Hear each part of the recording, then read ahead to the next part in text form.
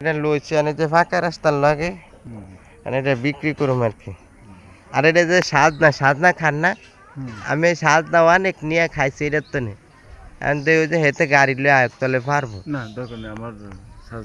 আমার ওই গাছ আছে। সাজনা গাছ আছে। তাহলে এটা 7.5 শতাংশ যে আমরা লইছি বুঝলেন, এটা বাউন্ডারি করা।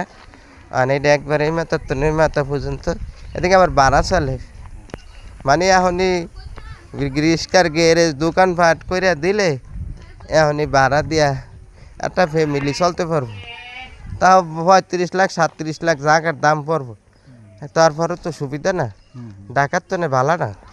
একটা ফ্ল্যাটের জায়গার তো এইটা ভালো। ফাঁকা রাস্তা লিয়ে জমি পাওয়া যায় না। এই যে ডাইনে বাড়ি বামে বাড়ি সব দিকে বাড়ি।